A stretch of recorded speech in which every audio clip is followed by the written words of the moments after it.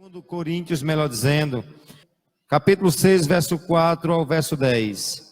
Pelo contrário, em tudo, reconhecendo a nós mesmos como ministro de Deus, na muita paciência, nas aflições, nas privações e nas angústias, nos açoites, nas prisões, nos tumultos, nos trabalhos, nas vigílias, nos jejuns, na pureza, no saber, na longanimidade, na bondade, no Espírito Santo, no amor não fingido, na palavra da verdade, no poder de Deus, nas armas da justiça, que é ofensiva, que é defensiva, por honra ou por desonra, por infâmia ou por boa fama, como enganadores, sendo verdadeiros, como desconhecidos, entretanto bem conhecidos, como se estivessem mortos,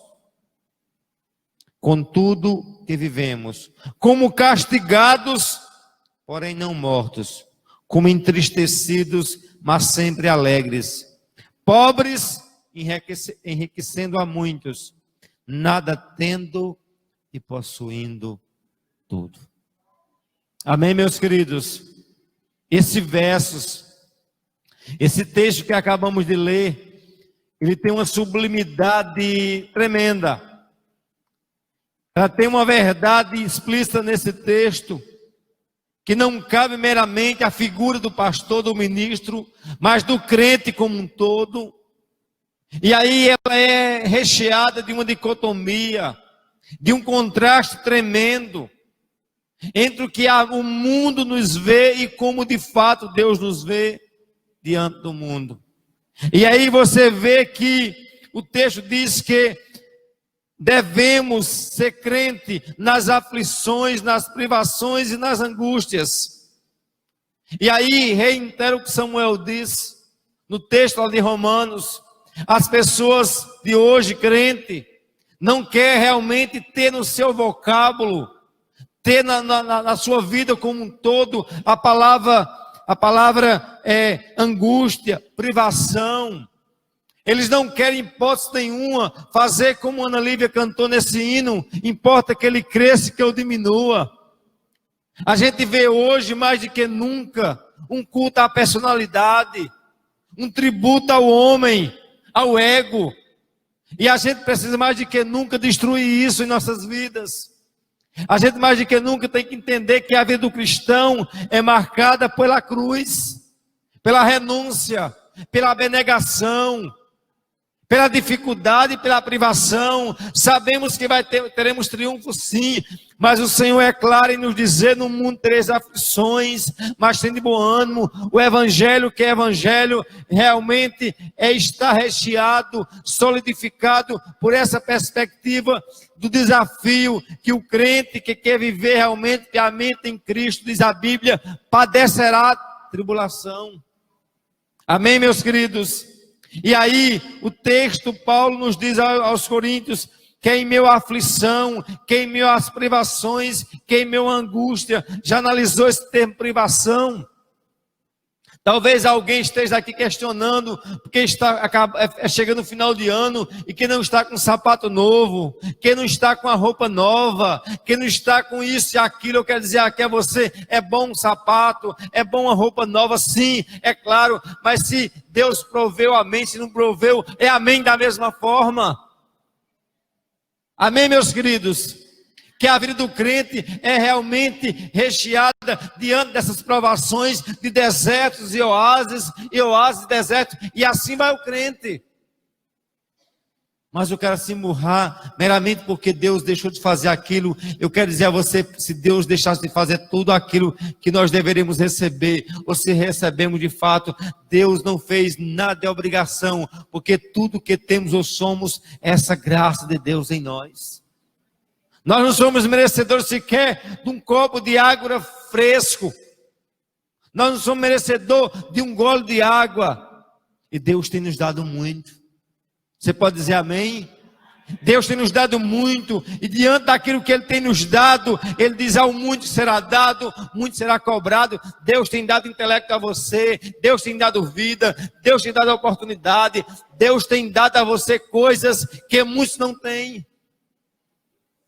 E aí muitas das vezes nós indagamos quando passamos por determinadas aflições, quando passamos por determinadas privações, quando passamos por determinadas angústias, mas tudo isso é um processo de Deus em nós. Para quê? Para nos moldar, para nos quebrar, para nos fazer insignificante. É aquilo que o Senhor deixou bem claro a Paulo: Paulo, a minha graça te basta, porque o meu poder se aperfeiçoa em tua fraqueza. Ou seja, eu tenho que ter o espinho na carne, eu tenho que ter o calcanhar de Aquiles, porque se nós não tivermos mais com o mesmo calcanhar, mesmo com espinho, já nós queremos nos subjugar, já queremos, melhor dizendo, subjugar o outro, humilhar o outro, fazer isso e aquilo. E Deus, de fato, requer de nós uma espécie de, como é que diz, de um cabresto, para entendamos plenamente que somos dependentes dele.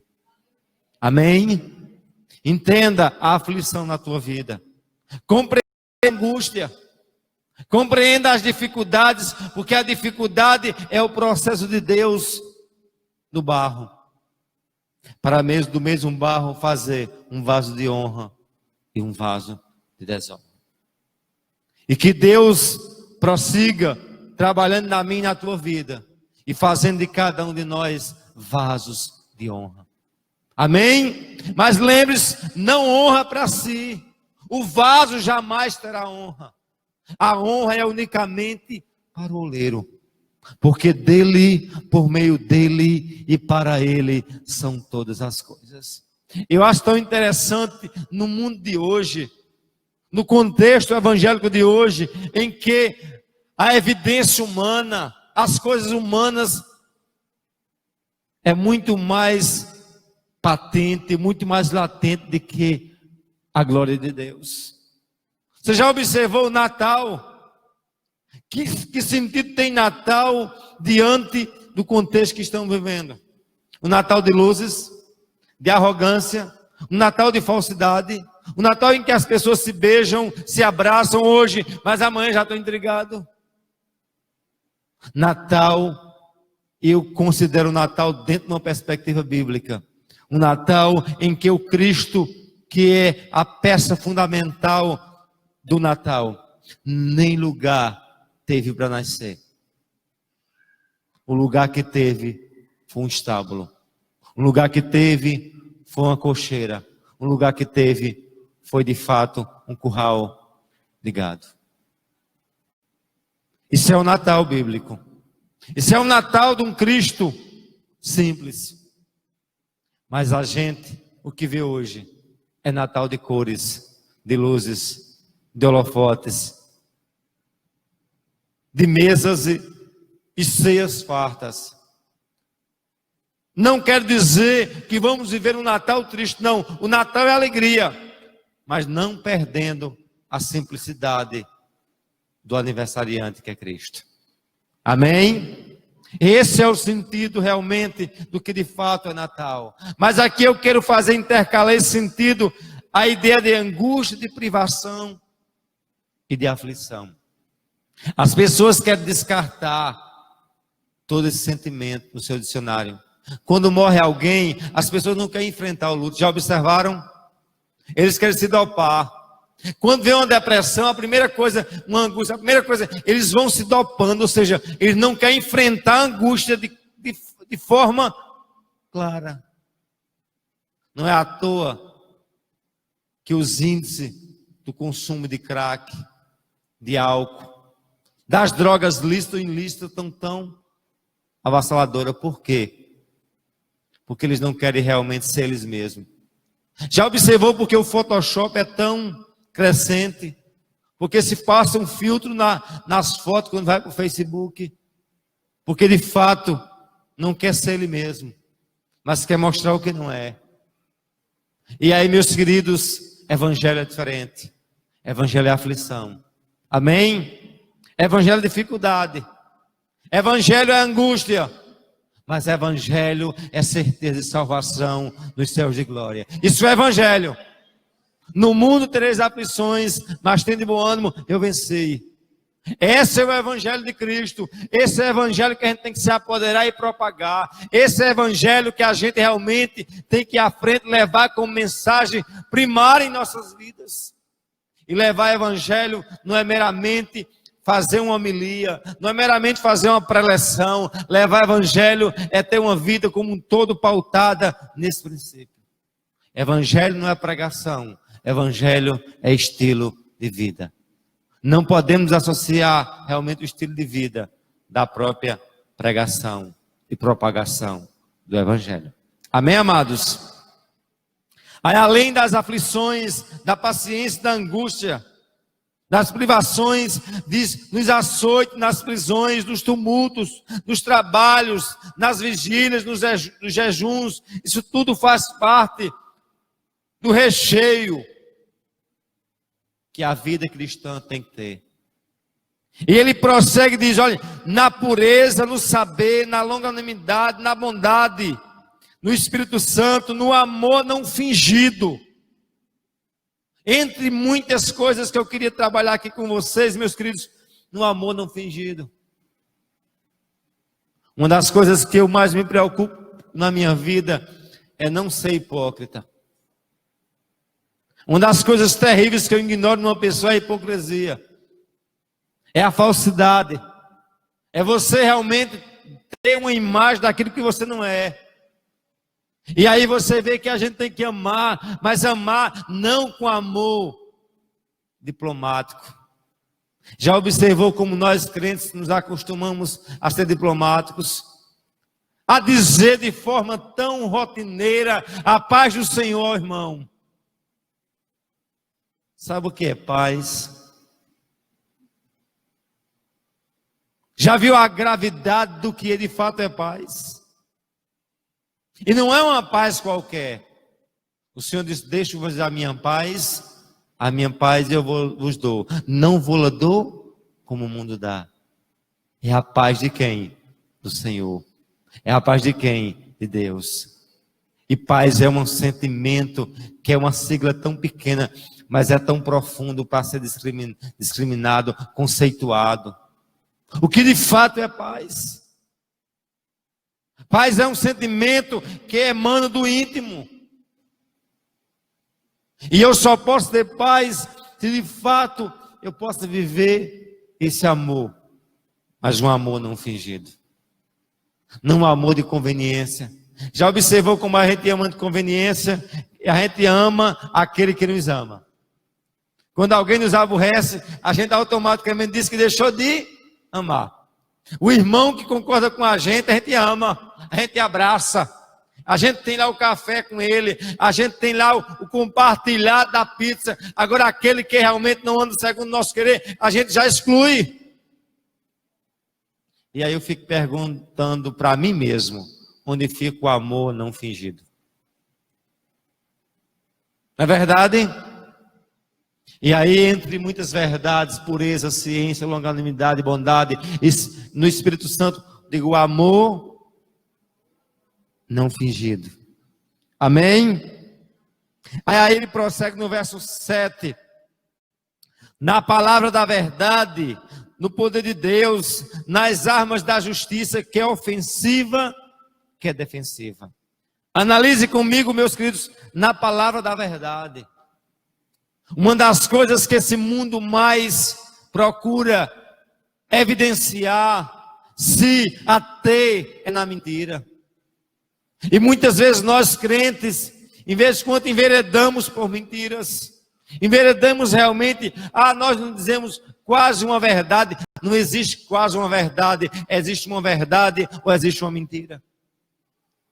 E existe um texto que eu mais me apego, onde Paulo diz aos Coríntios, diz, nada podemos contra a verdade, senão pela verdade. O mundo pluralista de hoje, o mundo onde realmente existe, não para eles, não existe uma verdade, mas verdades para a gente, existe apenas uma verdade.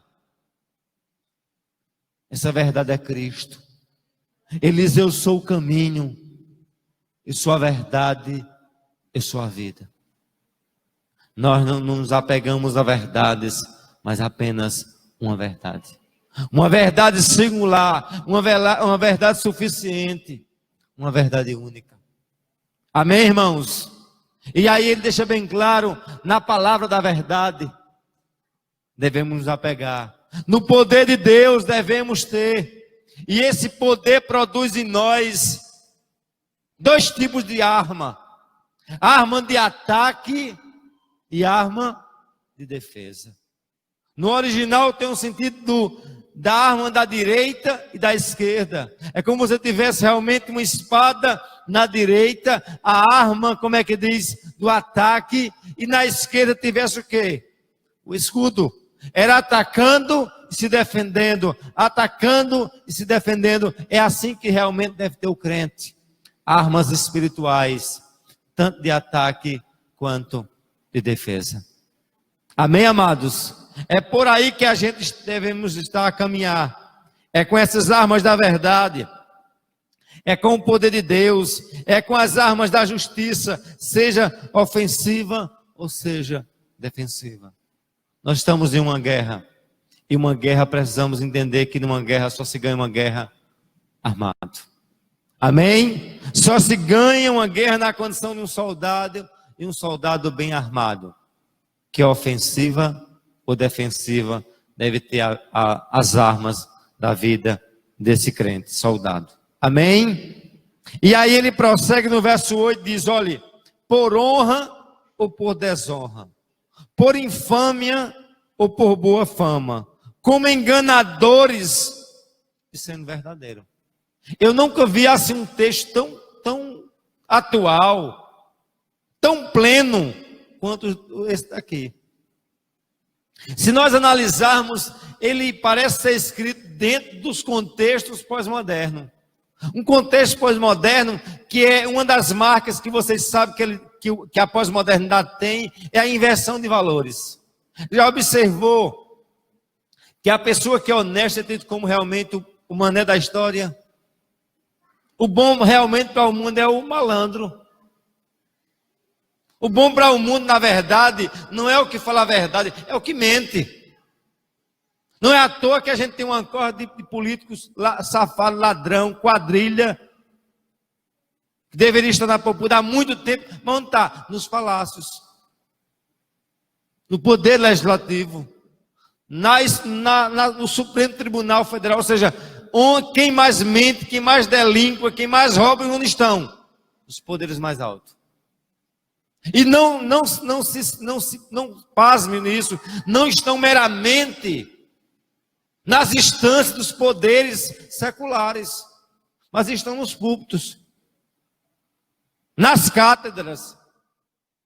Pergunta às igrejas se estivesse mentindo, se estaria medo de crente nessa igreja aqui. Se a gente estivesse trazendo falsos profetas aqui, dizendo, assim diz o Senhor, uma chave para você, uma bênção, um casamento, como é que diz, um apartamento triplex, não é obrigado a ser o de Lula, mas por aí vai.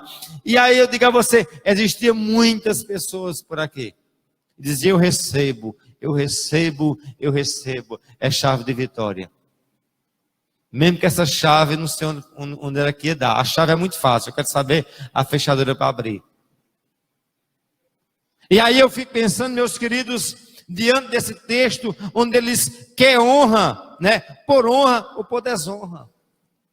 Uma das coisas que eu mais ignoro em muitos ministros do Evangelho é que eles são, vamos supor, eu já vi pastores dizer a mim que ignorou, porque veio para essa igreja e não foi para o púlpito. Eu acho uma palhaçada um negócio desse. Como o púlpito fosse realmente vamos supor, um ambiente, como é que diz? A gente estivesse num palco e aqui é o palco mó, né? Aqui não é um palco. Aqui é um altar ao Senhor. Amém? Aqui é de fato um altar como um todo ao Senhor. Aqui meramente é uma tribuna. Mas a igreja como um todo é um altar e os que estão aqui de fato são os altares que estão realmente sentados, como eu estou aqui de pé também com vocês. Amém? E aí compreenda isso, meus queridos, que não importa se seremos honrados ou desonrados, porque enquanto de fato nós realmente Ele nos desonra, é o Senhor que haverá de nos dar honra. Amém? Ele diz por infâmia ou por boa fama, como enganadores, sendo verdadeiros. Muitos acham, qual é o estereótipo que se tem de pastores? Ladrão, enrolão e coisa similar. E quantos homens de Deus abdicaram de sua vida? Poderia ser um profissional liberal, poderia ser uma pessoa que teria realmente um renome, mas se dispôs a ir para a obra. Enquanto de fato muitos são pilantra, muitos realmente têm 40, 30 anos de ministério, 50 anos, uma casa própria não tem. Você sabia disso? Mas os enrolões, os charlatões, vivem esbanjando. Mas para os que são abnegados, o mundo não vê. Vê o quê? Vê os Zé de Macedo da vida. Vê toda a nata midiática evangélica. É isso que ele nos vê. É o mundo não procura saber se o indivíduo é congregacional, presbiteriano, se é universalista. Olha, os crentes são ladrão. É assim? Olha, estão todos atrás de dízimo. Estão todos para enrolar. Não faz uma peneira. Não faz uma divisão. Muitos roubam e nós pagamos o pato, como diz o provérbio. E aí, meus queridos, não é à toa. Isso não é de hoje. Onde ele diz assim, olha. Por honra ou por desonra, por infâmia ou por boa fama. Como enganadores, parecendo o quê? Verdadeiro. Mesmo que alguém tenha de você um falso profeta. Não importa. O importante é que você está pregando o quê? A verdade do evangelho. Não espere holofote desse mundo. Não espere reconhecimento desse mundo, porque o mundo nunca vai dar reconhecimento à igreja do Senhor. Amém? O mundo jamais irá reconhecer os homens e mulheres de Deus. Sempre seremos esquecidos. Sempre seremos as escórias desse mundo. Sempre seremos o esterco para eles. Mas para Deus, sabe o que Deus diz? Nós somos as meninas dos seus olhos. Para Deus, é o que Ele tem de mais precioso no universo. Sou eu e sou você. É a igreja. Amém? A igreja é o que Deus tem de mais precioso. E eu ignoro quando alguém se levanta contra a igreja. Se você se levanta contra a igreja, se levanta contra o Senhor. Porque a igreja é o que Deus tem de mais precioso. É o povo remido. É o povo que um dia vai morar no céu. Amém, amados? E aí ele prossegue. Como desconhecidos, entretanto, bem conhecidos. Como se estivessem mortos, contudo, vivemos. Diga comigo, como quem morre, és que vivemos. Será que alguém realmente não vê na gente realmente pessoas mortas, desprovidas de vida, de dinheiro, de status, disso, daquilo? Morto. Já declararam a morte. A aparência de morto. Mas o que é que ele diz? És o quê? Que vivendo. Amém? Como castigados, porém o quê? Feridos sim. Podemos ser até soldados feridos, mas não vencidos. Feridos sim. Tristes sim. Abatidos em dado momento sim, mas jamais o quê? Destruídos. A igreja do Senhor não. Está abatida. Muitas vezes cambaleando, mas jamais derrotada. Sabe por que não somos derrotados? Porque temos o Senhor do universo como capitão dessa igreja. Amém? Mortos, contudo, vivendo. Castigados, porém, não mortos. Entristecidos, mas sempre alegres. Enriquecendo a muitos. Pobres, porém, enriquecendo a muitos. Nada tendo e possuindo tudo. Olha como é lindo esse verso aqui. Entristecidos, mas sempre... Alguém pode olhar para falar assim, mas rapaz, tão besta, jovem, era para estar nesse mundão. Tantas mulheres, tanto não sei o quê. Eles acham uma pessoa o quê? Triste. Mas nós temos uma tristeza. Eles têm uma alegria aparente. Nós temos uma alegria verdadeira, que emana dentro da gente.